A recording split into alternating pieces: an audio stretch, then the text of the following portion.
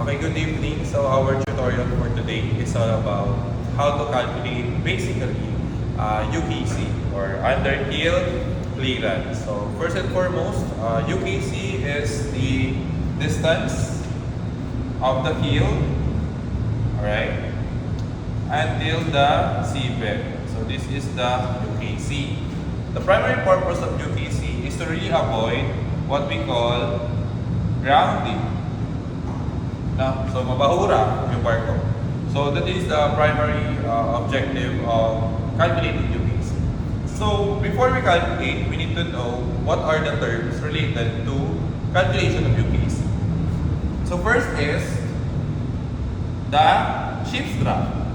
Okay?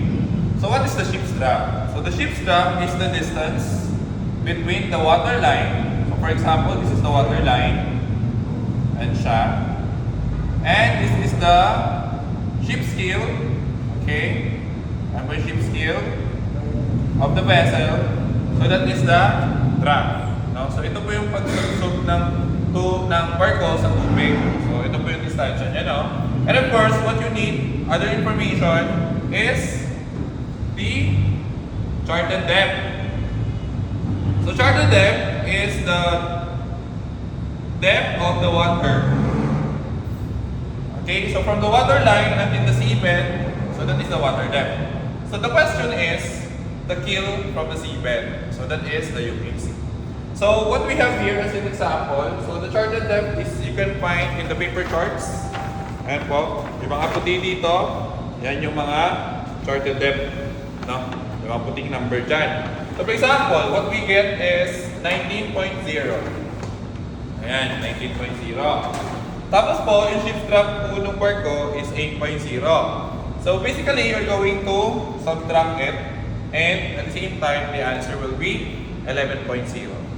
But of course, we need to follow our company policies for UKC.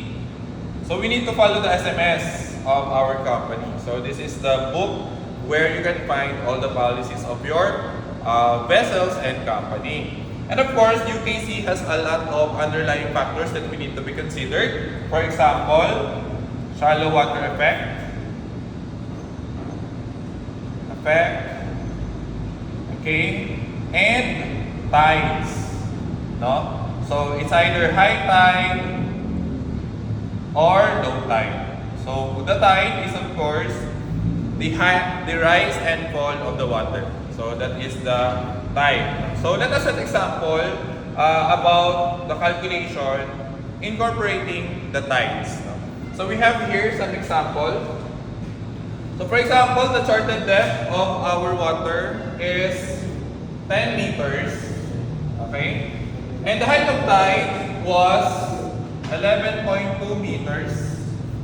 And of course, the answer will be added because the tide is the rise of the water from the height of tide. So the answer will be 22.2 meters. And the ship's drag of the vessel was 10 meters. So yung UKC po ng barko is 12.2 meters.